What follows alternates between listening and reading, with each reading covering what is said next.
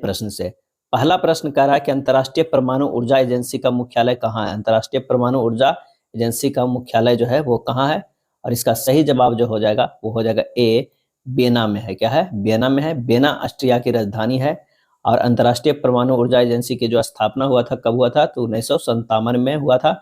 और यह दुनिया के शांति के लिए परमाणु संगठन के रूप में किया गया था। WHO क्या है, WHO, WTO और ILO, इन तीनों संगठनों का मुख्यालय जो है वो जिनेवा में है। क्या है, जिनेवा में है। देश के सबसे लंबे सिग्नेचर स्टे ब्रिज का उद्घाटन कहाँ किया गया। सिग्नेचर स्टे ब्रिज का उद्घाटन कहाँ किया गया, और इसका सही आंसर हो जाएगा ऑप्शन बी, द्वारका गुजरात में किया गया है। हाल ही में 24 जनवरी 2024 को प्रधानमंत्री नरेंद्र मोदी ने कच्छ की खाड़ी में भारत का सबसे लंबे केबल रोके पुल सुदर्शन सेतु का उद्घाटन किया है। इसे सिग्नेचर ब्रिज के नाम से भी जाना जाता है। मुंबई ट्रांस हार्बर लिंक को अटल बिहारी वाजपेयी सेबरी नहावा सेवा अटल सेतु के नाम से भी जाना जाता है। निम्नलिखित में से कौन सा त्योहार अरुणाचल प्रदेश की खोमटिस जनजाति द्वारा मनाया जाता है। खोमटिस जनजाति द्वारा मनाया जाता है, और इसका सही आंसर हो जाएगा ऑप्शन बी, सांगकेन। क्या है, सांगकेन। सांगकेन बौद्धों का त्योहार है। सांगकेन त्योहार का मुख्य आकर्षण स्वच्छ जल का छिड़काव है, जो शांति एवं पवित्रता का जो है वो प्रतीक है। क्या है, प्रतीक है। झांसी की रानी लक्ष्मीबाई की मृत्यु कहाँ पर हुई थी, और इसका सही आंसर हो जाएगा ऑप्शन बी, ग्वालियर में हुई थी। क्या है, ग्वालियर में हुई थी। ग्वालियर के फूलबाग नामक स्थान पर रानी लक्ष्मीबाई का स्मारक है। रानी लक्ष्मीबाई को 1857 की क्रांति की द्वितीय शहीद वीरांगना कहा जाता है। 1857 की क्रांति की प्रथम शहीद वीरांगना रानी अवंतीबाई लोधी को कहा जाता है। रानी अवंतीबाई लोधी को कहा जाता है। झांसी की रानी लक्ष्मीबाई की मृत्यु कालपी के युद्ध में हीरोज से युद्ध करते हुए हुई थी। रानी लक्ष्मीबाई ने कहा था, मैं अपने झांसी दूंगा नहीं, मैं अपनी झांसी दूंगा नहीं। हीरोज ने लक्ष्मीबाई को क्रांतिकारियों में अकेली महिला मर्द बताया था। अगला है, इनमें से कौन 1946 ईस्वी में भारत भेजे गए कैबिनेट मिशन का एक सदस्य नहीं था, और इसका सही आंसर हो जाएगा ऑप्शन सी, रेजिमे MacDonald, Lord Pethick Lawrence, Sir Stafford Cripps, AB Alexander. ये तीनों जो है कैबिनेट मिशन के सदस्य के रूप में थे, और रेजिमे मैकडोनाल्ड जो है वो नहीं थे। बिलियर्ड्स संग्रहालय में किसे बिलियर्ड्स हॉल ऑफ फेम में शामिल किया गया है, और इसका जो सही आंसर हो जाएगा वो कौन सा हो जाएगा, ए, पंकज अडवाणी को। क्या है, पंकज अडवाणी को शामिल किया। पंकज अडवाणी को चीन में 26वां IBSF खिताब जीतने के बाद विश्व billiards museum hall of fame में शामिल किया गया है। बिलियर्ड्स खिलाड़ी विल्सन जोन्स ने स्वतंत्रता के बाद किसी भी खेल में विश्व चैंपियन बनने वाले भारत के पहले खिलाड़ी बने थे। अगला है, अभिनव बिंद्रा ने किस वर्ष ओलंपिक खेलों में 10 मीटर एयर राइफल स्पर्धा में व्यक्तिगत स्वर्ण पदक जीतने वाले पहले भारतीय बनकर इतिहास रचा, और इसका सही आंसर जो हो जाएगा वो हो जाएगा सातवां के सी। क्या है, 2008 में। क्या है, 2008 में। अगला प्रश्न है, 2 के पावर 3 गुना 3 के पावर 5 गुना 5 के पावर 3 और 3 के पावर 1 गुना 5 के पावर 2 गुना 7 के पावर 1 का महत्तम समावर्त क्या हो जाएगा। ये इन सब का जो है वो महत्तम समावर्त क्या होगा, तो महत्तम समावर्त जो होगा, देखिए ये और ये जो है इसमें कॉमन है। 5 के पावर 2 जो है वो 5 के पावर 2 जो है वो कॉमन होगा, ये नहीं है, यानी हमारा जो हो जाएगा 3 के पावर 1 गुना 5 के पावर 2 हो जाएगा। महत्तम समावर्तक में न्यूनतम घात वाला उभयनिष्ठ गुणनखंड लेते हैं, तो इसका आंसर जो हो जाएगा वो डी हो जाएगा। क्या है, डी हो जाएगा। अगला प्रश्न है कि दिए गए आंकड़े उन व्यक्तियों की संख्या को दर्शाता है जो कि एक निश्चित राशि बचत करता है। दिए गए आंकड़ों का बहुलक मोड क्या है, तो बहुलक मोड जो है वो व्यक्तियों की संख्या सबसे ज्यादा हो, तो 20 रुपया के बचत करने वाला जो है वो सबसे ज्यादा है, तो आंसर हमारा जो हो जाएगा वो हो जाएगा ए हो जाएगा। एक त्रिभुज की भुजाओं का अनुपात जो है 4:3:2 है। यदि त्रिभुज का परिमाप 63 सेंटीमीटर है तो सबसे बड़ी भुजा की जो है वो लंबाई क्या होगा। तब भुजाएं को क्या क्या दिया हुआ है, 4x दिया हुआ है, 3x दिया हुआ है, 2x दिया हुआ है। परिमाप भी दिया हुआ है, कितना दिया हुआ है, 63 दिया हुआ है। यानी हमारे पास 4x + 3x + 2x बराबर 63। x बराबर कितना हो जाएगा, 7 हो गया। अब सबसे बड़ी भुजा कितना है, 4x है, यानी 4 × 7 बराबर कितना हो गया, 28 सेंटीमीटर। आंसर हमारा कौन सा हो जाएगा, डी हो जाएगा। अगला प्रश्न है कि 30 कर्मचारियों और 5 मैनेजरों का औसत मासिक वेतन 80,000 है। 1,80,000 वेतन वाले मैनेजर को एक नए मैनेजर द्वारा प्रतिस्थापित किया जाता है। यदि नई औसत मासिक वेतन 78,500 हो जाता है तो नए मैनेजर का मासिक वेतन क्या हो जाएगा। तब माना कि नए मैनेजर का मासिक वेतन जो है वो कितना है, तो x मान लेते हैं। मासिक वेतन जो है वो कितना मान लेते हैं, x मान लेते हैं या 22 मान लेते हैं। अब प्रश्न से कह रहा है कि 35 गुना 80,000, 35 गुना 80,000 माइनस 1,80,000 प्लस 22, यानी ये हो जाएगा कितना, 35 गुना 78,500, क्या है 78,500। तो यहाँ से निकल जाएगा 22 बराबर जो होगा वो कितना होगा, 27,47,500 माइनस 1,80,000, क्या है 1,80,000 हो जाएगा। और क्या होगा, 27,47,500 प्लस 1,80,000 वाला आया है, उसमें से घट गया है कितना, 28 लाख, क्या है 28 लाख। ये होगा 12 कितना, 1,27,500, 1,27,500। आंसर हमारा हो जाएगा सी हो जाएगा, क्या है सी हो जाएगा। नेक्स्ट है, 4 साल पहले ए और बी की आयु का अनुपात जो है वो 5:7 था। अब से 4 साल बाद उनकी आयु का अनुपात 7:9 होगा। अब से 12 वर्ष बाद ए और बी की आयु का अनुपात जो है वो क्या होगा, हमें ये बताना है। तब माना कि वर्तमान उम्र जो है वो ए का कितना है, 5x प्लस 4 है, और बी की कितना है, तो 7x प्लस 4 है। अब प्रश्न में कह रहा है 5x प्लस 4, अब प्लस 4, अब बटा ये हो जाएगा 7x प्लस 4, अब प्लस 4 बराबर 7/9 हो जाएगा। यानी लिख सकते हैं 5x प्लस 8 बटा 7x प्लस 8 बराबर 7 बटा जो है वो 9 हो जाएगा, क्या है 9 हो जाएगा। यहाँ से हो गया कितना, 45x प्लस 72 बराबर 49x प्लस 56। तो x बराबर यहाँ से निकल जाएगा 4 निकल जाएगा, क्या है x बराबर 4 निकल जाएगा। अतः ए की वर्तमान उम्र कितना हो गया, ए के वर्तमान उम्र 5 गुना 4 प्लस 4 बराबर 24 वर्ष, क्या है 24 वर्ष हो जाएगा।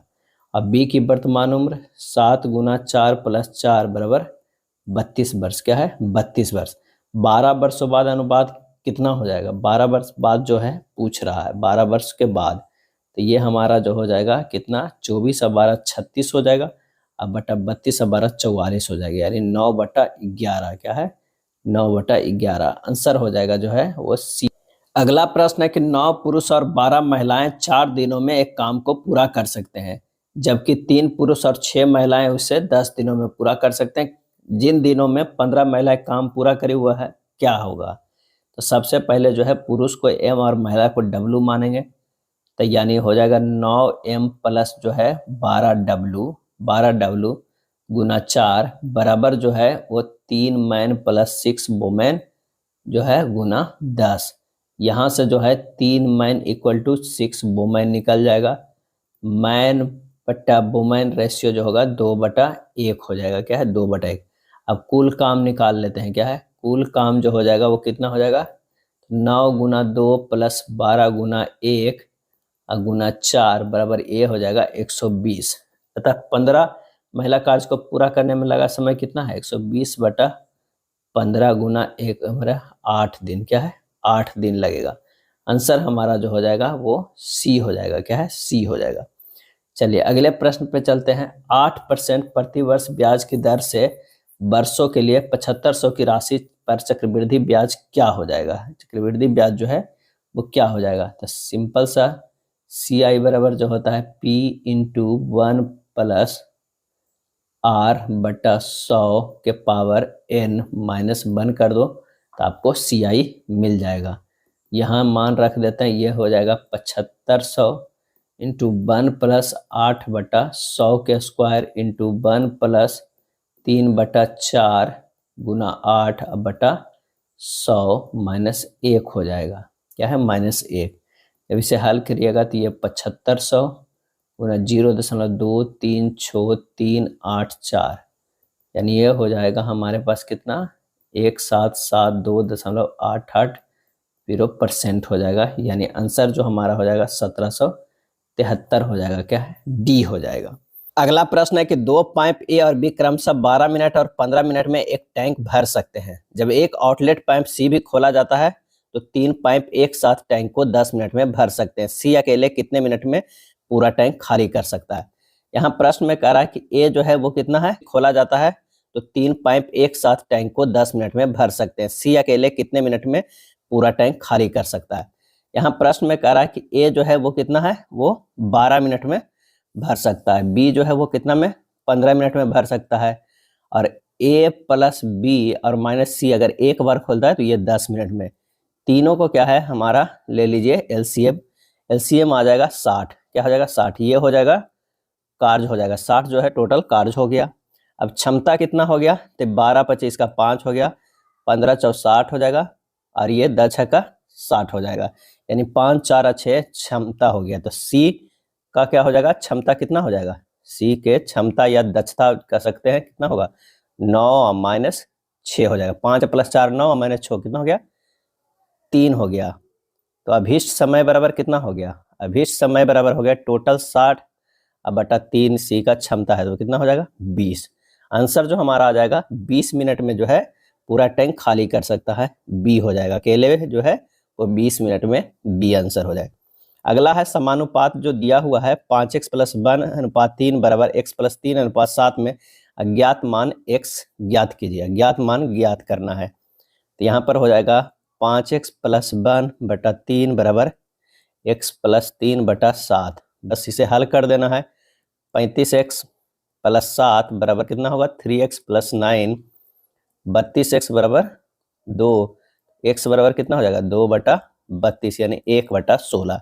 आंसर जो हमारा आ जाएगा कौन सा हो जाएगा, डी होगा, क्या है डी होगा।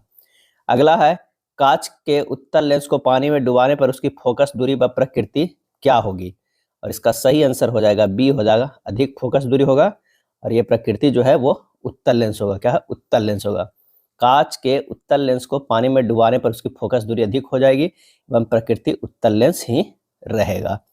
अगला है एक तत्व के दो समस्थानिकों के कौन से गुण भिन्न हो सकते हैं, और इसका सही आंसर हो जाएगा सी द्रव्यमान संख्या। अगर एक तत्व जब समस्थानिक हो तो द्रव्यमान संख्या जो होता है, द्रव्यमान संख्या वो भिन्न होता है, द्रव्यमान संख्या भिन्न होता है, और परमाणु संख्या जो है परमाणु संख्या समान होता है, परमाणु संख्या समान होता है। जैसे हाइड्रोजन के 3 समस्थानिक है, कौन कौन है, प्रोटियम क्या है प्रोटियम, ड्यूटेरियम क्या है ड्यूटेरियम, और ट्राइटियम क्या है ट्राइटियम, ये तीनों जो है वो क्या है समस्थानिक है। इसमें समान गुण होते हैं, परमाणु संख्या, तत्व, इलेक्ट्रॉन की संख्या, प्रोटॉन की संख्या एवं रासायनिक गुण। भिन्न होते हैं द्रव्यमान संख्या, न्यूट्रॉनों की संख्या एवं भौतिक गुण जो है वो भिन्न होते हैं। अगला प्रश्न है आप किस जगत में सभी जीवों को रखेंगे जो कोशिका भित्ति के साथ बहुकोशीय सुकेंद्रित है, और इसका सही आंसर हो जाएगा ऑप्शन सी प्लांटी, क्या है प्लांटी। प्लांटी जगत में सभी जीवों को रखेंगे जो कोशिका भित्ति के साथ बहुकोशीय सुकेंद्रित है। कोशिका भित्ति सेलुलोज की बनी होती है। जंतु कोशिकाओं में कोशिका झिल्ली पाई जाती है, यह फास्फोलिपिड का बना होता है। अगला है किसी विशिष्ट कुश भाषा में ऋतु को इस तरह लिख सकते हैं तो अमन को इस तरह लिख सकते हैं, अमन को इस तरह लिख सकते हैं, तो उसी अथी में भाषा में मीरा को जो है वो कैसे लिखा जाएगा, मीरा को कैसे लिखा जाएगा, तो आइए लिखते हैं RITU, ये लिखा गया है WL/X से। यहाँ पर देख रहे हैं कि R से W गया है तो +5 किया गया है, I से L किया गया है तो +3 है, T से Y +5 है, U से X किया गया है +3 है, यानी +5 +3 +5 +3 का जो है ये सीरीज है। तो हमें अमन का चेक करने की जरूरत नहीं, सिर्फ मीरा को चेक कीजिए, MIRA मीरा। इसका अगर हम +5 करेंगे तो हमारे पास R हो जाएगा, I का +3 करेंगे तो L हो जाएगा, R का +5 करेंगे तो W होगा, A के +3 करेंगे तो D हो जाएगा। आंसर जो हमारा निकल के आ जाएगा C आएगा, क्या है C आएगा। दिए गए पैटर्न को ध्यानपूर्वक अध्ययन करें और उस संख्या का चयन करें जो उसमें प्रश्नवाचक चिन्ह के स्थान पर आ सकती है। यहाँ 15 9 144 है, इधर 15 8 18 22 है। अगर आप देखते हैं रो में तो 15 के स्क्वायर अब -9 के स्क्वायर करेंगे तो ये 225 -9 के स्क्वायर 81, ये कितना आ रहा है 144 आ रहा है, यानी हमारा ये सही है। दूसरा में भी देख लेते हैं सही कि नहीं, 22 के स्क्वायर प्लस नहीं माइनस होगा 17 के स्क्वायर, क्या है 17 के स्क्वायर, ये 484 हो जाएगा और ये कितना 289, कितना आ रहा है 195, ये सही है। तो हमारा जो आंसर आएगा वो आ जाएगा कितना 18 के स्क्वायर माइनस 12 के स्क्वायर। तो 18 का स्क्वायर 324 हो जाएगा माइनस 144 बराबर आ जाएगा कितना 180। क्या है 180। आंसर हमारा जो होगा वो डी होगा। चलिए कथन और निष्कर्ष का प्रश्न है। कुछ लड़कियां इंजीनियर है, कुछ जो लड़कियां हैं, अगर ये लड़कियां हैं तो क्या है ये कुछ इंजीनियर है, ये इंजीनियर है और ये जो है वो लड़की है। सभी इंजीनियर जो है वो सैनिक है। अगर बात किया जाए तो ये सभी सैनिक है। क्या है सैनिक है। उसके बाद कोई डॉक्टर लड़की नहीं है, कोई डॉक्टर जो है वो लड़की नहीं है, तो ये डॉक्टर हो जाए। अब निष्कर्ष में कह रहा है कोई सैनिक लड़की नहीं है, ये गलत है। कोई लड़की इंजीनियर नहीं है, कोई लड़की इंजीनियर नहीं है, ये भी गलत है। और कुछ सैनिक इंजीनियर है, बिल्कुल ये सही है। आंसर हमारा जो हो जाएगा 22 के ए हो जाएगा। क्या है ए हो जाएगा। केवल निष्कर्ष थर्ड अनुसरण करता है। अगला है दिए गए विकल्पों में से वह संख्या चुनिए जो निम्नलिखित श्रेणी में प्रश्नवाचक चिन्ह को प्रतिस्थापित कर सकती है। यहाँ पर क्या है 58, 67, 83, 108। 58, 67, 83, 108। 58 से 67 गया है कितना है +9 है। 67 से 83 गया है +16 है। और 83 से 108 गया है कितना है 83 से 108 +25 है। तो 108 से जो होगा ये कितना होगा 9, 16, 25 तब होगा 36 हो जाएगा। क्या है 36 हो जाएगा। तो 36 है 108 और 36 कितना हो जाएगा 144। क्या है 144। तो आंसर हमारा हो जाएगा वो हो जाएगा डी। क्या है डी हो जाएगा। अगला प्रश्न है उस वेन आरेख का चयन करें जो निम्नलिखित के बीच संबंध को सर्वोत्तम रूप से दर्शाता है। सजीव प्राणी, सर्वाहारी, हिरन, ग्रह। और इसका सही आंसर जो हो जाएगा वो क्या हो जाएगा सजीव प्राणी में सर्वाहारी, हिरन दोनों आ जाएगा, ग्रह अलग हो जाएगा। आंसर हमारा जो है वो ए हो जाएगा। क्या है ए हो जाएगा। ये इसे ग्रह को बाहर कर दीजिए, अंदर सर्वाहारी और हिरन कर दीजिए और ये सजीव कर दीजिए। गणितीय चिन्हों को उसी सही संयोजन का चयन करें जिसे निम्न समीकरण में चिन्हों को स्थान पर क्रमिक से रखने पर समीकरण संतुलित हो जाएगा। जब इसे सी को रखेंगे ऑप्शन सी का तो हमारा जो है यह समीकरण को संतुष्ट कर जाएगा। आंसर हमारा हो जाएगा सी हो जाएगा। सोल्व कर लीजिएगा, काफी इजी प्रश्न है। बेरोजगारी दर की गणना खाली स्थान के अनुपात के रूप में की जाती है और इसका सही आंसर जो हो जाएगा वो हो जाएगा ए बेरोजगारी श्रमिकों और श्रम बल। बेरोजगारी दर की गणना बेरोजगार श्रमिकों की श्रम बल के अनुपात के रूप में की जाती है। बेरोजगार श्रमिकों और श्रम बल के अनुपात के रूप में की जाती है। दिसंबर 2022 में centre for monitoring Indian economic के अनुसार बेरोजगारी जो है 8.3% दर्ज की गई है। भारत में छिपी हुई बेरोजगारी प्राथमिक क्षेत्र से संबंधित है। श्रम बल जनसंख्या में वे लोग शामिल किए जाते हैं जिनकी उम्र 15 वर्ष से 59 वर्ष के बीच में होता है। भारत में सबसे अधिक संरचनात्मक बेरोजगारी है। अगला प्रश्न है कि तृतीय बौद्ध सभा का सभापतित्व किया गया था। तो इसका जो सही आंसर हो जाएगा ऑप्शन डी मोगलीपुत्र तीस के द्वारा किया गया था। अगर पहला की बात करें तो महाकश्यप के द्वारा किया गया था। दूसरा की अगर बात किया जाए तो ये किया गया था सबकमीर के द्वारा, यानी जिसे कहा जाता है सुब्बा कामी के द्वारा जो है किया गया था। और तीसरा जो किया गया था वो मोगलीपुत्र तीस के द्वारा और चौथा जो है वो वसुमित्र के द्वारा किया गया था, वसुमित्र के द्वारा किया गया था। अगला है निम्न में से कौन ऊर्जा के गैर परंपरागत स्रोत नहीं है और इसका सही आंसर हो जाएगा डी कोयला ऊर्जा। कोयला ऊर्जा गैर परंपरागत स्रोत नहीं है। गैर परंपरागत स्रोत जैसे सौर ऊर्जा, पवन ऊर्जा, ज्वारीय ऊर्जा है और जीवाश्म ईंधन जैसे कोयला, पेट्रोलियम और प्राकृतिक गैस जो है परंपरागत ऊर्जा का मुख्य स्रोत है। परंपरागत स्रोत वे स्रोत होते हैं जो लंबे समय से समान उपयोग में लाए जा रहे हैं लेकिन उसका सीमित भंडार है। उच्चतम न्यायालय में मुख्य न्यायाधीश सहित कुल कितने न्यायाधीश होते हैं और इसका सही आंसर जो हो जाएगा वो सी हो जाएगा। कितना हो जाएगा सी हो जाएगा 34 होगा। मूल संविधान में 7 अन्य न्यायाधीश व 1 मुख्य न्यायाधीश की व्यवस्था की गई थी और सर्वोच्च न्यायालय के गठन के बारे में प्रावधान अनुच्छेद 124(1) में दिया गया है। सर्वोच्च न्यायालय दिल्ली में स्थित है। सर्वोच्च न्यायालय के मुख्य न्यायाधीश तथा अन्य न्यायाधीशों की नियुक्ति राष्ट्रपति के द्वारा किया जाता है। अगला है भारत के तत्कालीन वायसराय 1876 से 80 में शासित लॉर्ड लिटन द्वारा प्रस्तावित इस अधिनियम का उद्देश्य स्थानीय प्रेस को ब्रिटिश नीतियों को आलोचना व्यक्त करने से रोकना था, विशेष रूप से उस विरोध को जो दूसरे खाली स्थान 1878-80 की शुरुआत के साथ बढ़ गया था और इसका सही आंसर हो जाएगा ए आंग्ला अफगान युद्ध। क्या है? आंग्ला अफगान युद्ध। अगला प्रश्न है कि गदर पार्टी की स्थापना कब और कहां हुई थी? गदर पार्टी की स्थापना कब और कहां हुई थी? और इसका सही आंसर हो जाएगा ए, अमेरिका में हुआ था 1913 ईस्वी में। कब हुआ था? 1 नवंबर 1913 ईस्वी में। किनके द्वारा? तो लाला हरदयाल के द्वारा। लाला हरदयाल के द्वारा हुआ था। अमेरिका के सैन फ्रांसिस्को शहर में हुआ था। गदर पार्टी के अन्य प्रमुख नेता थे रामचंद्र बरकतुल्ला, लाला हरदयाल, करतार सिंह सराभा, सोहन सिंह भागना, सोहनलाल पाठक, हरिकिशन तलवाड़, हरि सिंह उस्मान आदि। गदर पत्रिका के नाम पर ही संगठन का नाम गदर पार्टी जो है पड़ा था।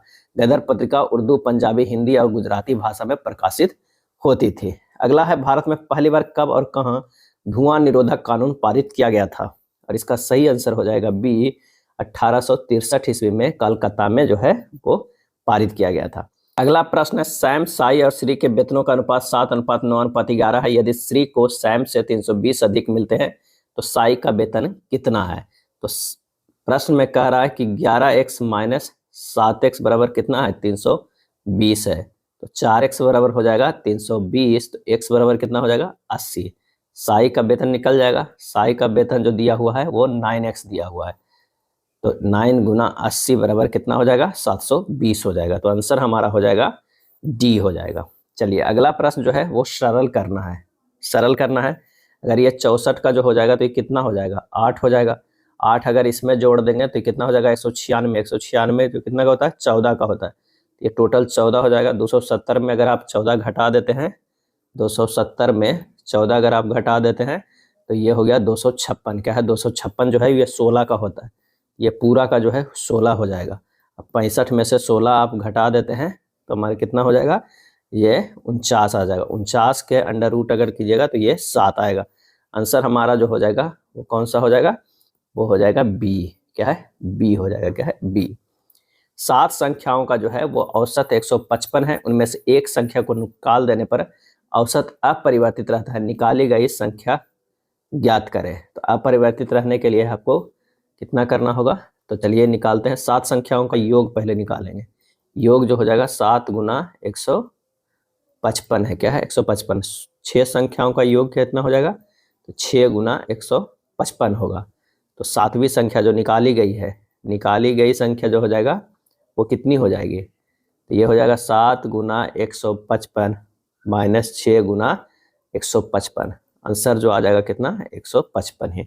आंसर हो जाएगा सी हो जाएगा। क्या है? सी हो जाएगा। एक किताब का अंकित मूल्य जो है वो 4600 है। एक पुस्तक विक्रेता उस पर 10% की छूट देता है, उसके बाद भी उसे 20% का लाभ होता है। तो किताब का जो है वो क्रय मूल्य कितना है? तो 4600 उसका अंकित मूल्य है। क्या है? 4600 अंकित मूल्य है और 10% की छूट देता है, तब भी उसे कितना है? 20% की लाभ होता है। तो 100 माइनस हानि बटा 100 प्लस लाभ बराबर क्रय मूल्य बटा अंकित मूल्य होता है। क्या है? अंकित मूल्य होता है। तो क्रय मूल्य बराबर जो हमारे पास हो जाएगा, अंकित मूल्य कितना है? 4600। तो 100 माइनस हानि बटा 100 प्लस लाभ। क्या है? लाभ। तो ये हो जाएगा कि 4600 जो छूट दे रहा है वो हानि में 100 माइनस 10 बटा 100 प्लस 20। ये हो जाएगा 4600 गुना 90 बटा 120 बराबर कितना हो जाएगा? 3450। 3450 आंसर जो हो जाएगा वो क्या हो जाएगा? ए हो जाएगा। ए हो जाएगा। अगला है, 7 मीटर ऊंचे किसी प्लेटफॉर्म के शीर्ष के उन्नयन कोण 30 डिग्री था। यदि टावर से प्लेटफॉर्म की दूरी 50√3 मीटर हो तो टावर जो है वो कितनी लंबी थी? यानी अगर मान लिया कि इस तरह है, यहाँ से आप देख सकते, इस तरह फिगर बन जाएगा प्रश्नानुसार। ये जो है वो 7 मीटर है, यहाँ तक 7 मीटर है और ये ऊंचाई जो हो गया h हो गया। यहाँ पर कितने डिग्री का? 30 डिग्री का बन रहा है। इसको b मान लीजिए, इसको c मान लीजिए, इसको e मान लीजिए। ये a हो गया और ये d हो गया। चलिए यहाँ पर ये हो जाएगा 50√3। प्लेटफॉर्म की दूरी कितना है? 50√3 दिया हुआ है। अब टावर की कितनी लंबी थी? CD जो होगा वो प्लेटफॉर्म होगा, BE जो है वो टावर है। क्या है? BE बराबर जो है वो टावर है और DC बराबर 7 मीटर दिया है। तो BC बराबर AD बराबर कितना हो जाएगा? 50√3 मीटर है जो दिया हुआ है। DC बराबर AB बराबर जो दिया है कितना है? 7 मीटर है। तो त्रिभुज AED में tan 30 डिग्री बराबर हो जाएगा AE बटा कितना हो जाएगा AD हो जाएगा। ये हो जाएगा 1/√3 बराबर AE बटा कितना हो जाएगा AD हो जाएगा। AE जो हमें रहने देते हैं, उसके बाद क्या हमें करना है बटा ये 50√3। AD बराबर जो कितना है 50√3 है। तो जब यहाँ से निकल जाएगा हमारा AE कितना निकल जाएगा 50 मीटर। तो B निकल जाएगा AB प्लस AB प्लस जो हो जाएगा AE। तो AB हमारे पास कितना है 7 है प्लस 50 आ गया कितना 57 मीटर। आंसर हमारा जो हो जाएगा वो D हो जाएगा। चलिए 40 संख्या प्राप्त करने के लिए संख्या 6.2/9 को किससे गुना किया जाना चाहिए। 40 प्राप्त करने के लिए संख्या 6.2/9 को किससे गुना करना चाहिए। तो प्रश्न में कह रहा है 6.2/9 को अगर 1 से गुना करेंगे तो कितना 40 आना चाहिए। तो 9 छक्का 54 और 2 56, 56/9 गुना x बराबर क्या है 40। x बराबर हो जाएगा 40 गुना 9/56, यानी ये हो जाएगा 6.3/7। आंसर जो हमारा हो जाएगा C हो जाएगा।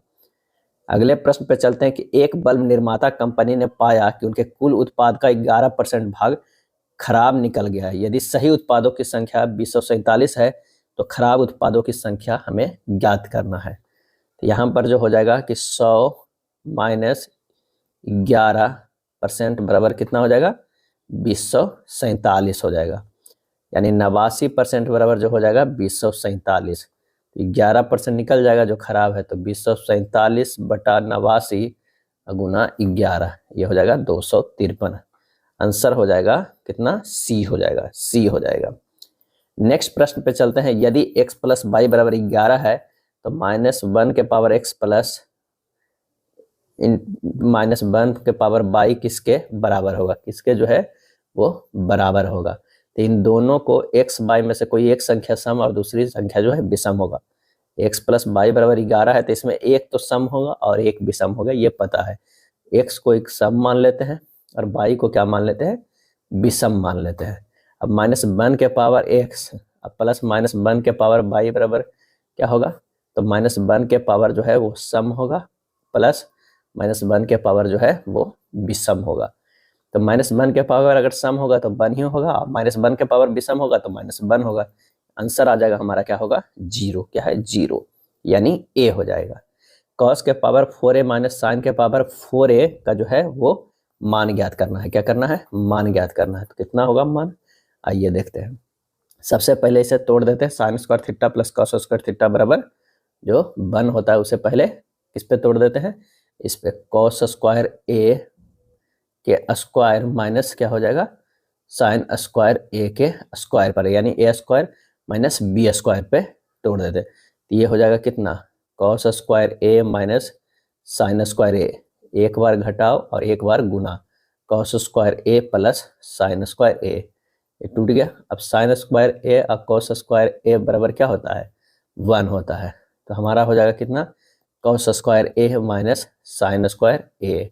अब यहाँ से क्या है कॉस स्क्वायर a यहाँ रहने देते हैं माइनस, इसको लिख सकते हैं साइन स्क्वायर a के 1 माइनस कॉस स्क्वायर a क्या है 1 माइनस कॉस स्क्वायर a। जब यहाँ करेंगे तो ये कितना हो जाएगा, ये हो जाएगा cos square a minus 1 plus cos square a, और 2 कॉस स्क्वायर a माइनस 1 बराबर होता है कॉस 2a होता है, क्या है कॉस 2a होता है। तो आंसर हमारा कौन सा हो जाएगा cos 2a b हो जाएगा, 41 के b होगा।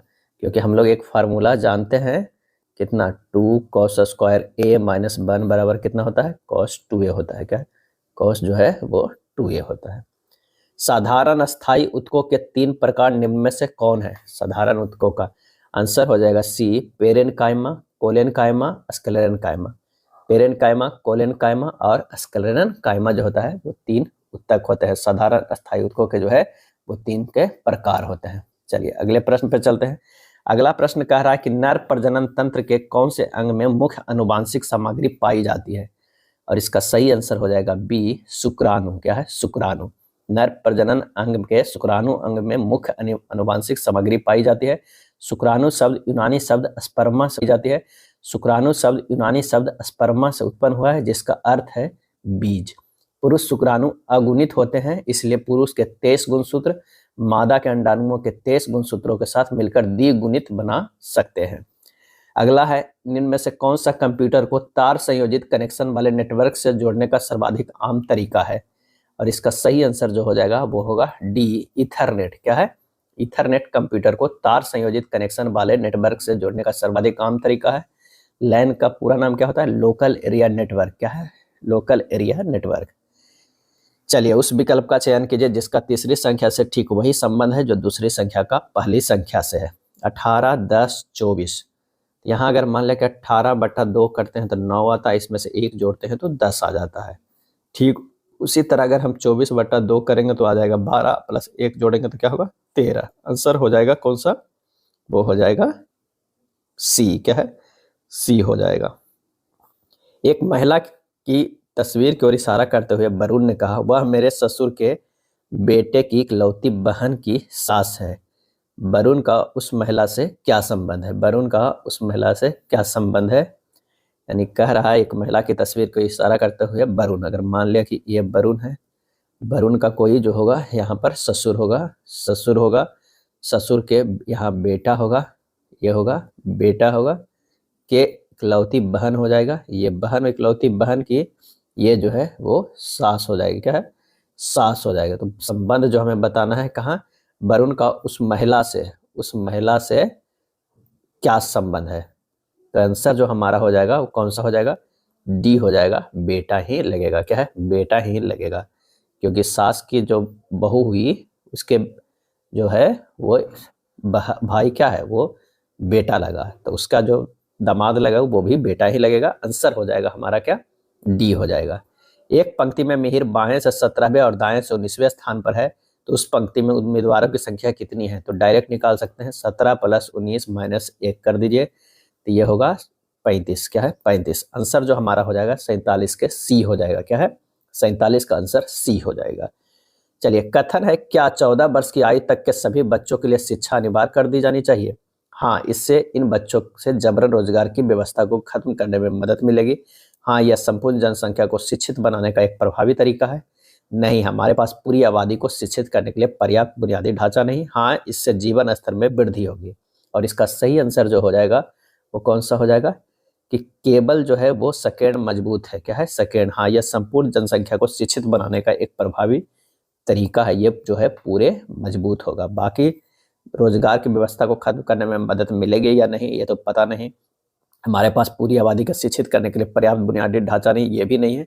हाँ, इससे जीवन स्तर में वृद्धि होगी, ये भी इससे पता नहीं, लेकिन शिक्षित बनाने का ये प्रभावी तरीका है। तो आंसर हो जाएगा बी। क्या है? बी। अगला है कलम, पेंसिल, कागज, और इसका सही आंसर हो जाएगा वो हो जाएगा ए। तीनों अलग है, कलम, पेंसिल और कागज अलग है। कथन एवं निष्कर्ष पे आते हैं। कोई भी खिड़की मछली नहीं है। अगर मान लिया कि ये क्या है? खिड़की है। क्या है? खिड़की है। कह रहा है कोई मछली नहीं है, यहाँ पर जो ये हो जाएगा मछली। क्या है? मछली। सभी मछली जो है वो इंसान है। क्या हो जाएगा? ये इंसान है, इंसान। कोई, चलिए निष्कर्ष में, कोई भी खिड़की इंसान नहीं है। पहला में कह रहा है कोई भी खिड़की इंसान नहीं है, गलत है। कोई भी इंसान खिड़की नहीं है, गलत है। कुछ इंसान मछली है, ये सही है। सभी इंसान मछली है, ये गलत है। आंसर जो हो जाएगा वो सी हो जाएगा। सिर्फ निष्कर्ष थर्ड जो है वो मेल खाता है। भारत का पहला राष्ट्रीय डॉल्फिन अनुसंधान केंद्र कहाँ स्थापित किया गया है? इसका सही आंसर हो जाएगा ए, बिहार में किया गया है। क्या है? बिहार में किया गया। भारत सरकार द्वारा गंगा डॉल्फिन को 2009 में भारत का राष्ट्रीय जलीय जीव घोषित किया गया था। 8 अप्रैल 1929 को भगत सिंह बीके दत्त ने खाली स्थान में बम फेंका था। जैसा कि उनके पत्रक में बताया गया था कि घटना का उद्देश्य हत्या करना नहीं था बल्कि बहरों को सुनाना था। और इसका जो आंसर हो जाएगा कौन सा हो जाएगा? तो सेंट्रल लेजिस्लेटिव असेंबली में फेंका गया था। कहाँ? सेंट्रल लेजिस्लेटिव असेंबली में फेंका गया था। ट्रेड डिस्प्यूट बिल तथा सेफ्टी बिल का उद्देश्य जनता विशेषकर मजदूरों के मौलिक अधिकारों पर प्रतिबंध लगाना था। उसी के विरोध में जो है ये मीटिंग चल रहा था, उसमें बम फेंका गया था। विश्व में क्षेत्रफल की दृष्टि से भारत का विश्व के देशों में कौन सा स्थान है? और इसका सही आंसर हो जाएगा बी, 7वां स्थान है। क्या है? 7वां स्थान है। शिव कुमार शर्मा का नाम भारतीय शास्त्रीय संगीत वाद्य यंत्र खाली स्थान के लिए प्रसिद्ध है। और इसका सही आंसर हो जाएगा डी, संतूर के लिए प्रसिद्ध है। किसके लिए? संतूर के लिए। संतूर एक कश्मीरी लोकवाद्य होता है। शिव कुमार शर्मा का जन्म जो है जम्मू में 13 जनवरी 1938 ईस्वी को हुआ था। शिव कुमार शर्मा की पत्नी के नाम मनोरमा शर्मा है। पंडित शिव कुमार शर्मा को 1985 में बाल्टीमोर संयुक्त राज्य की मानक नागरिकता मिली हुई है और 2001 में पद्म विभूषण से भी अलंकृत किया गया था। अगला है अबुल कलाम आजाद के द्वारा किस पत्रिका को संपादित किया गया था, और इसका सही आंसर हो जाएगा ऑप्शन बी अल हिलाल। क्या है? अल हिलाल। बंबई की चौल किस प्रकार की इमारत थी? बंबई की चौल किस प्रकार की इमारत थी, और इसका सही आंसर हो जाएगा बी बहुमंजिली इमारत थी। क्या है? बहुमंजिली। बंबई शहर में निम्न आय वर्ग के लोगों को गुजर करने के योग्य जिस आवासीय संरचना का प्रचलन रहा उसे मराठी भाषा में चौल कहा जाता है। चौल बहुमंजिली इमारत होती है जिसमें एक एक कमरे वाली आवासीय इकाइयां बनाई जाती है। चौल में सारे कमरों के सामने एक खुला बरामदा या गलियारा होता है। अगला है अगस्त 2024 में असम के नए राज्यपाल के रूप में किसे नियुक्त किया गया है, और इसका सही आंसर हो जाएगा ऑप्शन सी लक्ष्मण प्रसाद आचार्य को। किसे? लक्ष्मण प्रसाद आचार्य को नियुक्त किया गया है। 7 के स्क्वायर गुना 9 के स्क्वायर को 8 से विभाजित करने पर शेषफल क्या हो जाएगा? तो 8 से विभाजित करने का जो रूल है वो क्या है? तो उससे पहले हमें 7 के स्क्वायर करेंगे तो ये हो जाएगा 49 और गुना 9 के स्क्वायर तो कितना हो जाएगा? काशी बटा कितना करना? 8 करना। ये होगा 3969 बटा 8 हो जाएगा। जब इसे करेंगे तो हमें शेषफल क्या प्राप्त होगा? तो क्या है करके देख लेते हैं। 8 क्या होगा? 8 16 तो 24 8 4 32, ये कितना हो जाएगा? 7 हो जाएगा। 7 76 अगर आ गया तो 72 कटेगा, उसके बाद 4 बचेगा, 4 के 9 करेंगे तो 48 कटेगा, ये हो जाएगा कितना? 1 हो जाएगा। आंसर हमारा शेष बचेगा 1। क्या है? 1 बचेगा। अगला प्रश्न है नीचे दी गई तालिका एक विशेष महीने के लिए 5 कर्मचारियों के जो आय है उनकी आय के स्रोत को दर्शाती है। कितने कर्मचारियों के वेतन उनकी आय के अन्य स्रोतों से 4 गुना अधिक है? तो सबसे पहले ए का अन्य स्रोतों से आय अगर निकालते हैं, ए का ये हो जाएगा 66,000 माइनस 52,000 कितना हो जाएगा? ये हो जाएगा 14,000। क्या है? 14,000।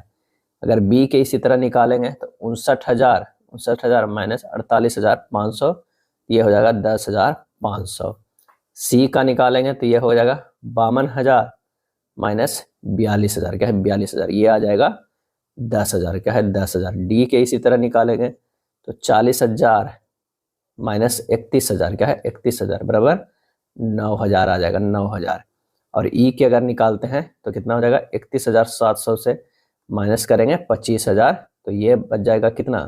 25,000 करेंगे तो ये 6700 बच जाएगा। तो यहाँ पर आप देख रहे हैं बी का जो है और डी का वेतन उनके आय स्रोतों के आय का जो है 4 गुना से अधिक है। तो आंसर हमारा जो हो जाएगा वो कौन सा हो जाएगा? ए कितना हो जाएगा?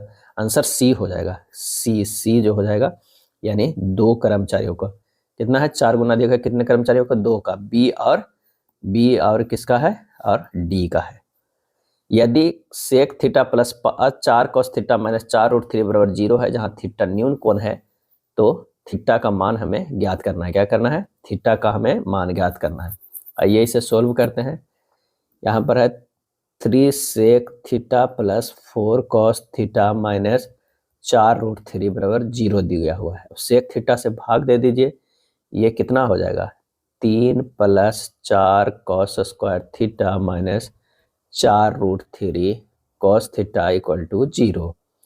इसे लिख सकते हैं 4 cos square theta minus 4 root 3 cos theta plus 3 equal to 0। इसे और सिंपल करते हैं 4 cos square theta minus 2 root 3 cos theta minus 2 root 3 cos theta plus 3 equal to 0। अब यहाँ से ना 2 cos थीटा कॉमन ले लीजिए। 2 cos थीटा कॉमन ले लीजिए तो बचेगा 2 cos theta minus root 3 minus root 3 common ले लीजिएगा तो 2 cos theta minus root 3 equal to 0 हो जाएगा। यहाँ से निकल जाएगा कितना? 2 cos theta minus root 3 into 2 cos theta minus root 3 equal to 0। क्या है? Equal to 0। अब इसको किस तरह लिख सकते हैं? तो ये लिख सकते हैं 2 cos जो है थीटा माइनस रूट 3 का स्क्वायर हो गया क्योंकि दोनों सेम है, इक्वल टू 0 हो जाएगा। यानी 2 cos थीटा माइनस रूट 3 बराबर 0, तो cos थीटा बराबर हो जाएगा रूट 3 बटा 2, यानी cos थीटा बराबर हो जाएगा cos 30 डिग्री। तो मान कितना हो जाएगा? 30 डिग्री। आंसर जो हमारा हो जाएगा वो डी हो जाएगा। चलिए अगले प्रश्न पे चलते हैं। एक समान चाल से चलते हुए किसी रेलगाड़ी को 300 बराबर हो जाएगा √3/2, यानी cos थीटा बराबर हो जाएगा cos 30 डिग्री। तो मान कितना हो जाएगा 30 डिग्री। आंसर जो हमारा हो जाएगा वो डी हो जाएगा। चलिए अगले प्रश्न पे चलते हैं। एक समान चाल से चलते हुए किसी रेलगाड़ी को 370 किलोमीटर की दूरी तय करनी थी। 100 किलोमीटर चलने के बाद कुछ तकनीकी खराबी के कारण रेलगाड़ी अपना सामान्य चाल से 5 किलोमीटर पर घंटा की कम चाल से चलती है। रेलगाड़ी 36 मिनट देरी से पहुंचती है। रेलगाड़ी की सामान्य चाल किलोमीटर पर घंटा में कितनी थी। तो कह रहा है प्रश्न में कि यहाँ से यहाँ तक जाने के लिए उसे कितना है 370 किलोमीटर की दूरी तय करना था, 370 किलोमीटर, लेकिन वो 100 किलोमीटर ही दूरी तय कर पाता है। ये 100 किलोमीटर करता है। अब बचता कितना है 270। अब पहले जो था कोई स्पीड था x किलोमीटर पर आवर, अब जो है वो कितना है s-5 किलोमीटर पर आवर है। अब प्रश्न से निकाल लेते हैं। 100/s से था प्लस अब कितना है 270/s-5 से।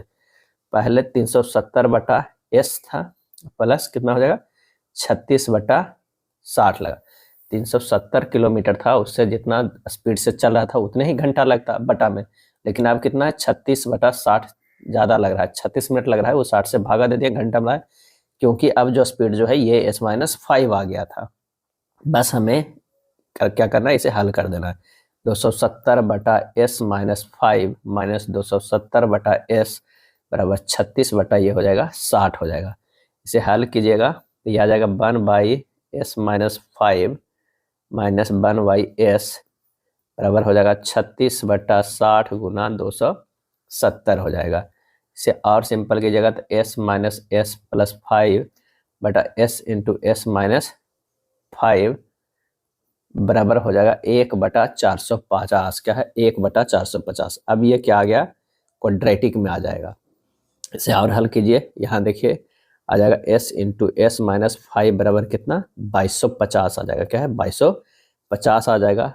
s² minus 5s minus 2250 equal to 0। यहाँ से s का जो मान आ जाएगा कितना आ जाएगा 50 किलोमीटर पर आवर आएगा, और एक -45 में आएगा, -45 किलोमीटर पर आवर। तो ये तो संभव ही नहीं है, तो हमारा जो हो जाएगा वो कितना हो जाएगा 50 किलोमीटर पर आवर। आंसर जो हो जाएगा वो ए हो जाएगा। क्या है ए हो जाएगा।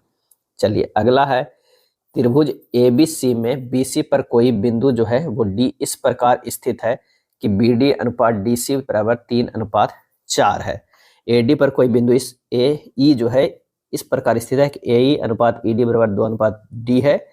तो त्रिभुज ECD के क्षेत्रफल का त्रिभुज AEB के क्षेत्रफल से अनुपात क्या होगा। तो यहाँ सबसे पहले तो प्रश्नानुसार एक फिगर हमें ड्रॉ कर लेना होगा ताकि वो अच्छे से दिख सके। यहाँ पर A हो जाएगा, यहाँ पर B है और यहाँ पर C है, और ये डाला गया है A से कहाँ तक के D पे। ये जो है वो D पे BD बराबर जो 3 है और ये जो है वो 4 है।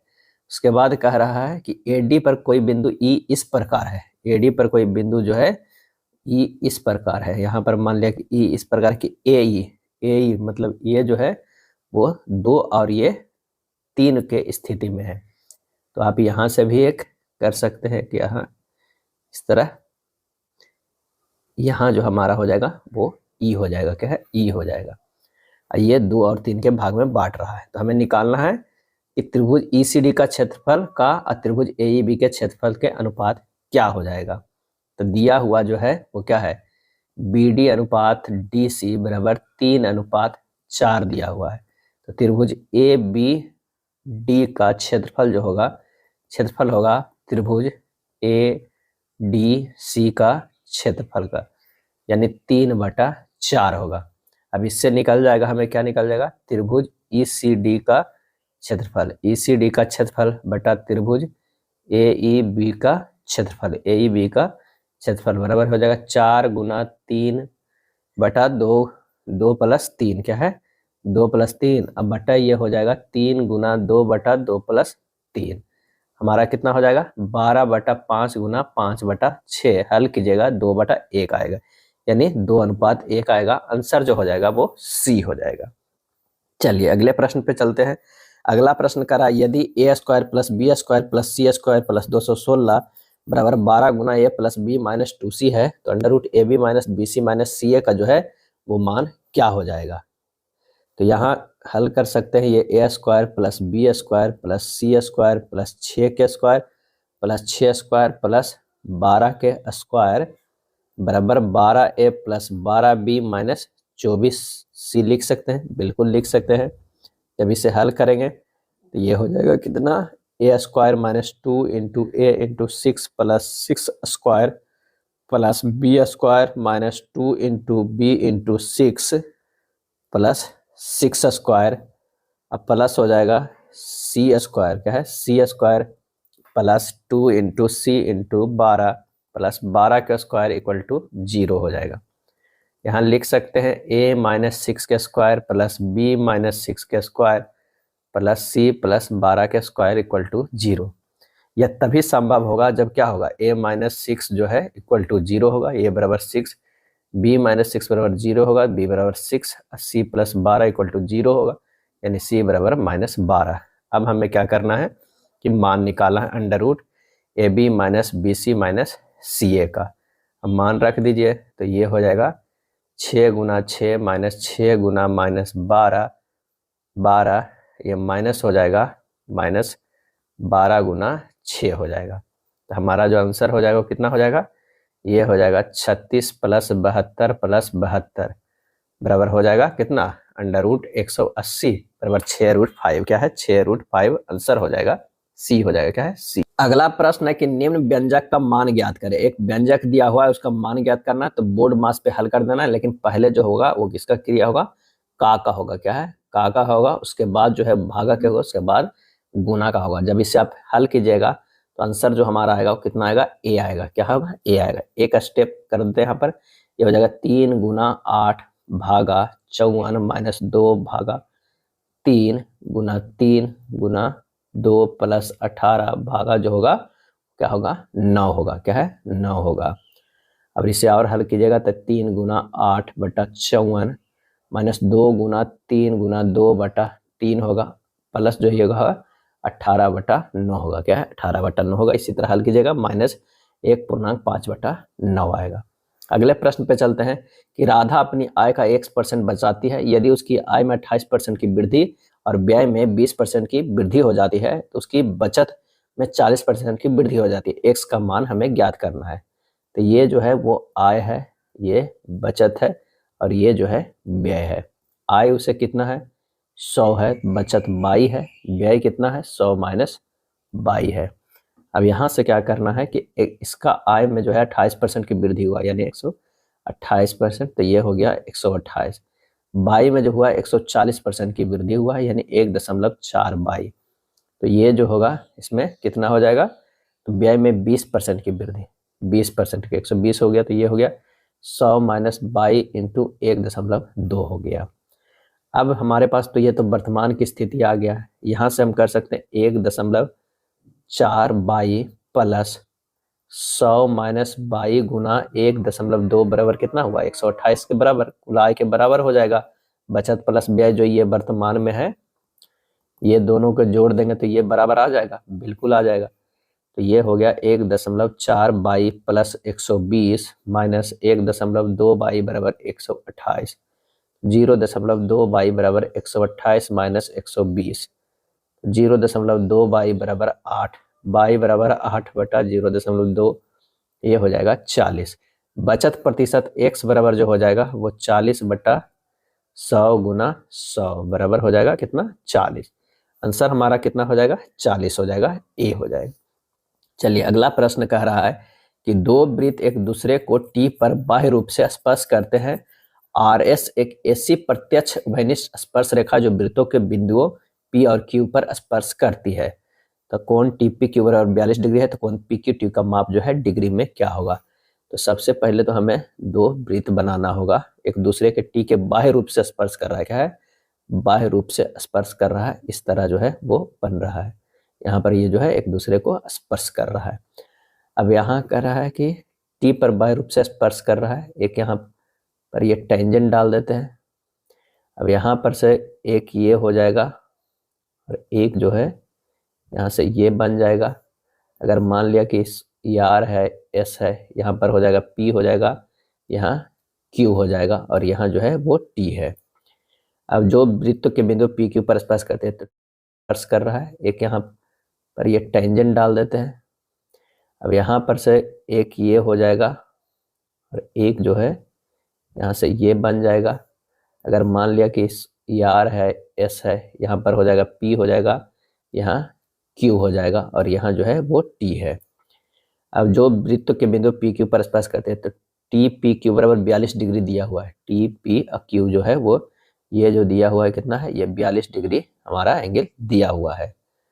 तो कौन पी क्यू टी निकालना है, पी क्यू टी निकालना है, हमें निकालना है, ये हमारा एंगल निकालना है। तो चलिए निकालते हैं। ये एंगल नहीं दिया हुआ है, यहाँ पर जो 120 ये टी है ये दिया हुआ है, क्या है ये टी पी क्यू मैंने ये 42 डिग्री दिया हुआ है, ये हमें निकालना है। ये तो जो होगा ये 90 डिग्री होता है, क्या होता है 90 डिग्री होता है। तो हम जानते हैं कौन पी टी क्यू बराबर कितना होगा 90 डिग्री। तो कौन पी क्यू टी बराबर हो जाएगा 180 degree minus 90 degree plus 42 degree, यानी 180 डिग्री माइनस 132 डिग्री बराबर कितना हो जाएगा 48 डिग्री। आंसर जो हमारा हो जाएगा वो सी हो जाएगा, क्या है सी होगा। आधुनिक कंप्यूटर की खोज कब हुई थी, और इसका आंसर हो जाएगा सी 1946 ईस्वी में। क्या हुआ 1946 ईस्वी में आधुनिक कंप्यूटर की खोज हुई। कंप्यूटर की 5 पीढ़ियां विकसित की गई है और फोर्ट्रॉन प्रोग्राम है तो विकसित की गई सर्वप्रथम जो है वो भाषा है, क्या है भाषा है। कंप्यूटर के अशुद्धि को क्या कहते हैं, बग कहते हैं। कंप्यूटर को इंटरनेट से जुड़ने के लिए कौन सा कनेक्शन आवश्यक है, और इसका सही आंसर हो जाएगा बी इंटरनेट सेवा प्रदाता। क्या है इंटरनेट सेवा प्रदाता। CFC 113 का रासायनिक सूत्र क्या है, और इसका सही आंसर हो जाएगा ऑप्शन सी C2Cl3F3। C2Cl3F3। कौन सा युग नीचे दिए गए शब्दों के मध्य संबंध से निकटतम समानता रखता है, गजल कविता। सही आंसर हो जाएगा सी किंवदंती और कहानी। एक्स जो है बिंदु ए से बी तक चला, फिर वह दाएं मुड़ा। ए से जो है वो बी तक चला और फिर क्या होता है कि वो कहाँ मिलता है, दाएं मुड़ता है। यानी ए से अगर हम बी देते हैं, यहाँ पर ए यहाँ बी, और फिर वह दाएं मुड़ा तो दाएं इधर हो जाएगा। दाएं मुड़ा और आगे 17 फीट चला, ये है 17 फीट चला। फिर वह दाएं मुड़ा और एक तय दूरी तक चला जो कि ए से बी के बराबर है, यानी ये बराबर है ए बी के बराबर है। फिर वह दाएं मुड़ा और 9 फीट जो है चला, 9 फीट चला, ये जो हो गया ये 9 फीट चला, 9 फीट चला। अब वह शुरुआती बिंदु से कितनी दूरी पर है, तो ये जो हमारा दूरी निकालना है। तो 9 फीट ये था, टोटल 17 गया तो ये 8 बचा। आंसर जो हमारा हो जाएगा 8 फीट होगा, यानी सी हो जाएगा। चलिए रोमन को इस तरह लिखते हैं तो वाटर को कैसे लिखेंगे, तो सबसे पहले हमें रोमन लिखना होगा,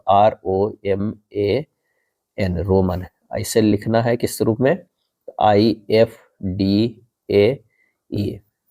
आइए देखते हैं कोई रिलेशन बन रहा है कि नहीं। अगर मान लें कि इसका 18 होता है, ओ का कितना होता है 15 होता है, ये 13 होता है, 1 होता है और ये 14 होता है। और इससे अगर हम देखते हैं तो ये 9 होता है, 6 होता है, 4 होता है, 1 होता है और 5 होता है। कुछ रिलेशन बन रहा है, दिखने से तो साफ साफ नहीं पता चल रहा है, लेकिन हाँ एक लग रहा है कि 1 + 8 करेंगे तो 9 हो जा रहा है। इसे करते हैं 1 + 5 तो 6 हो जा रहा है। इसे करते हैं तो 1 + 3 4 हो रहा है, ये सिंगल है तो सिंगल है। इसे करेंगे तो 1 + 4 कितना हो जा रहा है 5 आ रहा है। चलिए एक रिलेशन तो आ गया है, देखते हैं वाटर में ऐसा कुछ बन रहा है कि नहीं। डब्लू का क्या हो जाता है 23 हो जाता है, ए को 1 हो गया, टी के 20 हो गया, ई के 5 हो गया, 18 के 8 हो गया, 3 2 5, 5 किसका है तो ये हमारा हो जाएगा ई, 1 का तो ए ही रहेगा।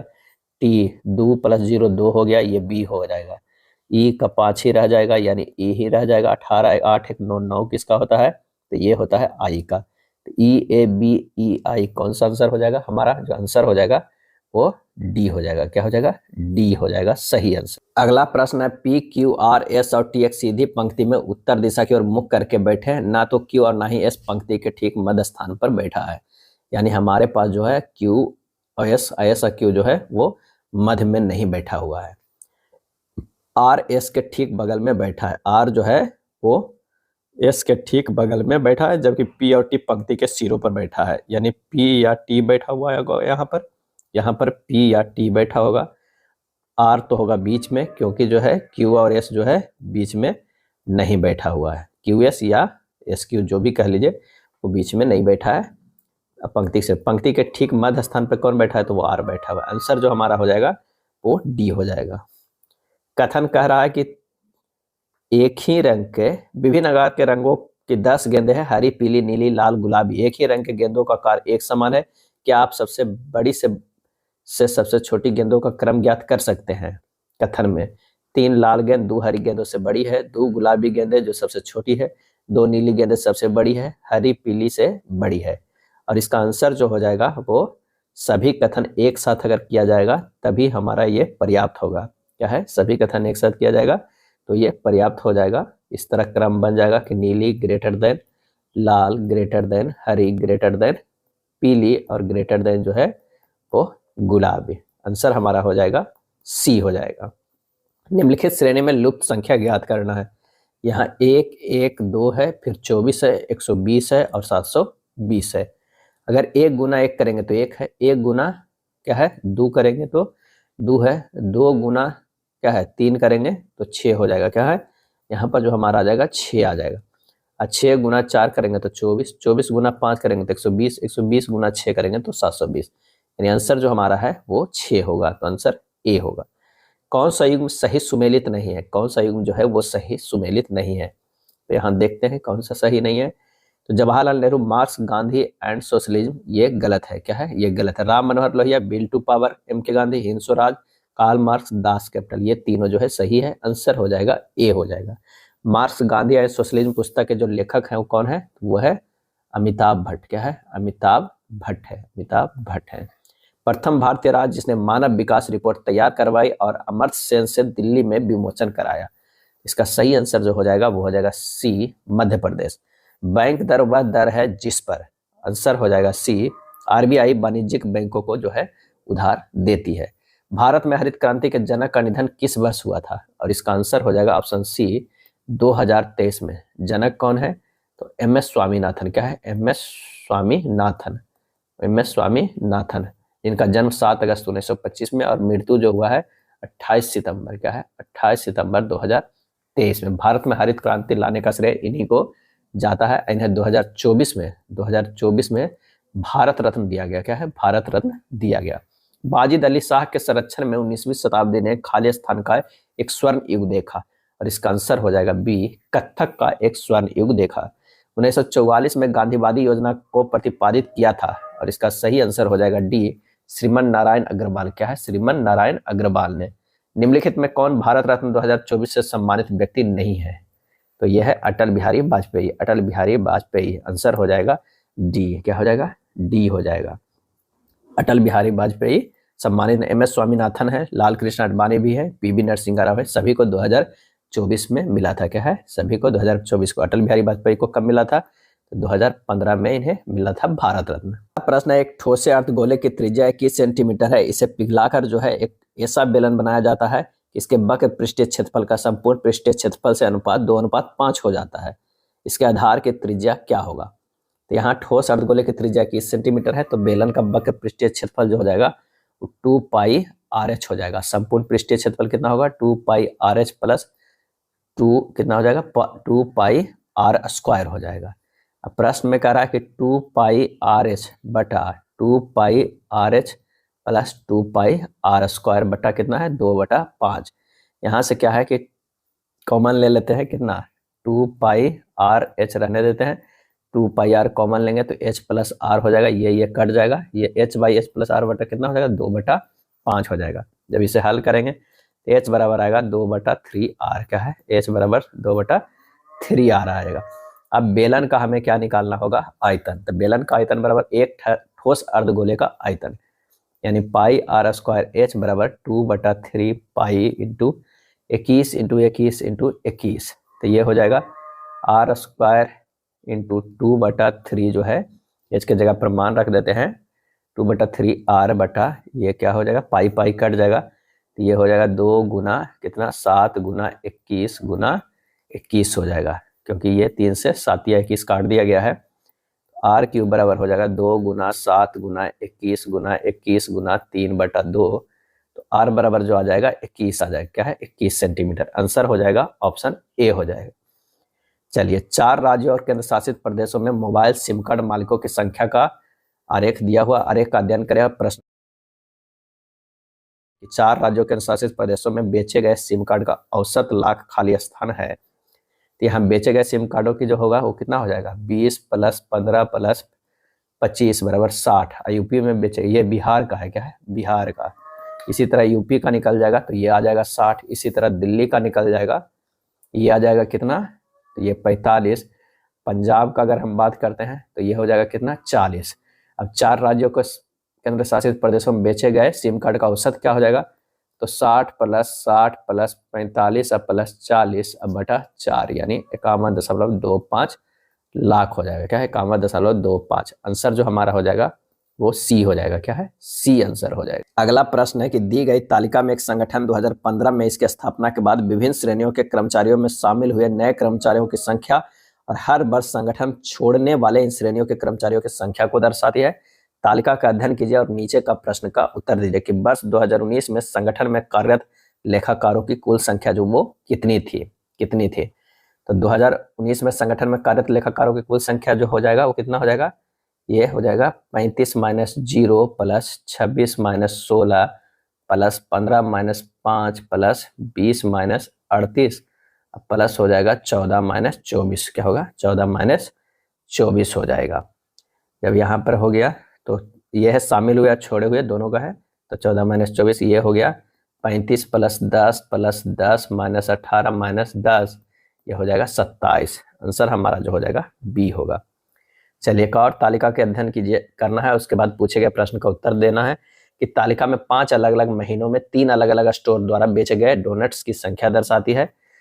अक्टूबर में स्टोर पी और आर द्वारा मिलाकर बेचे गए डोनट्स की कुल संख्या का उसी महीने में स्टोर क्यू और आर द्वारा बेचे गए डोनट्स की कुल संख्या का अनुपात जो है वो कितना होगा। तो यहाँ पर जो हो जाएगा अक्टूबर के स्टोर पी और आर द्वारा मिलकर बेचे गए डोनट्स की संख्या कितना हो गया, 125 + 960 ये हो जाएगा 1085। और अक्टूबर में स्टोर क्यू और आर द्वारा मिलाकर बेचे गया ये हो गया 905 + 960 कितना हो गया 1865 हो गया। 1085 1865 अनुपात कितना हो जाएगा, तो दोनों को अनुपात कर दीजिए 1085 बटा 1865 ये हो जाएगा 217:373 217:373। आंसर जो हमारा 86 के ए हो जाएगा। चलिए 87 नंबर प्रश्न देखते हैं। फिर से एक चार्ट वाला प्रश्न है कि किस स्टोर में प्रति स्टोर M2 मशीनों की औसत संख्या से अधिक M2 मशीनें हैं। और इसका जो आंसर हो जाएगा, आइए इसे सोल्व करते हैं। M2 मशीनों की औसत संख्या जो है 12 + 8 + 8 + 14 बटा 4 यानी 42/4 यानी 10.5। S1 में M2 मशीनों की संख्या 12 है, S4 में M2 मशीनों की संख्या 14 है, क्या है 14 है। अतः S1 तथा S4 स्टोर में M2 मशीनों की औसत संख्या से अधिक है M2 मशीनें। आंसर जो हमारा हो जाएगा 87 के कितना हो जाएगा, सी हो जाएगा। x4 + x² + 25 के गुणनखंड इनमें से कौन है। x बराबर क्या है, यहाँ पर 1 ले लीजिए, x बराबर 1 ले लीजिए, तब 1 के पावर 4 + 1 के स्क्वायर + 25 बराबर कितना हो जाएगा, ये हो जाएगा 27, क्या है 27 हो जाएगा। अब विकल्प ए में आप देखिए, एक में कह रहा है x² + 3x + 5 इंटू हो रहा है x² - 3x + 5। सबके जगह x के बराबर 1 रखिएगा तो सिर्फ ऑप्शन ए में जो है वो 27 आएगा। तो यानी दोनों सत्य है। आंसर जो हमारा हो जाएगा ये हो जाएगा, क्योंकि इसे तोड़कर बनाने लगेगा तो काफी समय लगेगा। x के बराबर 1 मान रख दीजिए, आ जाएगा। 3 संख्या है 2, 3, 5 के अनुपात में उनका लघुत्तम समवर्त 90 है, तो उनकी महत्तम समवर्त जो है वो क्या होगा। तो महत्तम समवर्त बराबर होता है एलसीएम बटा संख्याओं के अनुपात का गुणनफल। क्या है, संख्याओं के अनुपात का गुणनफल यानी 2 × 3 × 5। एलसीएम दिया हुआ है 90, ये बटा हो जाएगा 2 × 3 × 5 बराबर 3। आंसर हो जाएगा 3। काफी इंपॉर्टेंट प्रश्न है और ये फार्मूला भी कि संख्याओं का मसा बराबर लसा बाई संख्याओं के अनुपात का गुणनफल होता है। चलिए 99 नंबर प्रश्न जो है वो कह रहा है कि निम्नलिखित में से कौन सा कथन सही है। यहाँ 2 कथन दिया हुआ है और उसको जो है वो सही करना है। तो पहला जो कह रहा है, पहला वो कितना 100 के स्क्वायर - 99 का स्क्वायर + 98। तो इस तरह कर दीजिए 100 के स्क्वायर - 99 के स्क्वायर प्लस 98 का स्क्वायर माइनस 97 का square plus dot dot dot कर दीजिए, कितना हो जाएगा 2 का स्क्वायर माइनस 1 के स्क्वायर। ये हो जाएगा ए स्क्वायर माइनस बी स्क्वायर बराबर ए प्लस बी इंटू ए माइनस बी। जब इसे करिएगा तो ये आ जाएगा 199 प्लस 195 प्लस 191, इस तरह प्लस प्लस जो हो जाएगा कितना हो जाएगा, वो हो जाएगा 3, क्या है 3 हो जाएगा। जहाँ a बराबर 199 है, l बराबर 3 है और कॉमन डिफरेंस जो है वो कितना है, तो 195 माइनस 199 बराबर माइनस 4 है। तो tn बराबर निकल जाएगा a plus n minus 1 into D. जब इसे हल करेंगे 3 बराबर 199 plus n minus 1 into minus 4, n का मान निकालिएगा तो 50 आ जाएगा, क्या है 50 आ जाएगा। और योग निकालना है, क्या है योग। एस एन बराबर जो हो जाएगा n/2 इंटू ए प्लस एल। एन कितना आया है 50 आया बटा 2, 199 प्लस 3 करेंगे बराबर ये आ जाएगा 25 गुना 202, यानी 50 है जो कि वो सत्य है। यानी हमारा जो है ये पहला सत्य आ रहा है। दूसरा भी हमें निकालना होगा। दूसरा क्या है, इसमें 2 फार्मूला का यूज किया गया है जो काफी इंपॉर्टेंट है, कई बार ये सीरीज में पूछा जाता है। कौन कौन किए थे, एक tn बराबर होता है a plus n minus 1 into D और दूसरा sn बराबर किए हैं n/2 इंटू ए प्लस एल है। ऊपर वाला से जो है n निकाल लिए हैं, उसके बाद जो है sn में रख के निकाल दिए ये। दूसरा हमारा स्टेटमेंट कर रहा है 8x प्लस 8y बराबर माइनस 16, तो x के पावर 197 प्लस x के पावर माइनस 197 का मान कितना होगा। यहाँ 8 कॉमन ले लीजिए, x प्लस 1/x बराबर जो हो जाएगा माइनस 16, ये हो जाएगा कितना x प्लस 1/x बराबर माइनस 16 बटा 8 यानी माइनस 2। x बराबर माइनस 1 रखने पर संतुष्ट हो जा रहा है, तो बस इसमें भी रख देना है x के पावर 197 प्लस x के पावर माइनस 197 में माइनस 1 रख दीजिए, तो ये हो जाएगा माइनस 1 और माइनस 1 बराबर माइनस 2। तो ये जो है वो माइनस इक्वल टू 2 के बराबर नहीं है, ये गलत हो जाएगा। यानी पहला सिर्फ सही है। आंसर जो हो जाएगा 90 के कौन सा हो जाएगा, डी हो जाएगा, क्या है डी हो। अगला है इनमें से किसकी लुप्तप्राय प्रजाति को बचाने के लिए 1936 में जिम कॉर्बेट नेशनल पार्क की स्थापना की गई थी, और इसका सही आंसर हो जाएगा ए बंगाल टाइगर को, क्या है बंगाल टाइगर को। Jim Corbett tiger reserve national park में कुल बाघों की संख्या 2024 में कितना है, 225 है। भारत का सबसे बड़ा राष्ट्रीय उद्यान हेमिस नेशनल पार्क है जो लेह में स्थित है, और जिम कॉर्बेट पार्क से रामगंगा नदी जो है वो बहती है। चंद्रमा पर मनुष्य द्वारा प्रथम बार कदम किस यान द्वारा रखा गया था, और इसका सही आंसर हो जाएगा ऑप्शन बी अपोलो 11 के द्वारा, क्या है अपोलो 11 के द्वारा। नील आर्मस्ट्रांग और बर्ज अल्ड्रिन ने 20 जुलाई 1969 को चंद्रमा पर उतरे थे, और अपोलो 11 मिशन से 24 जुलाई 1969 को वापस धरती पर लौटे थे।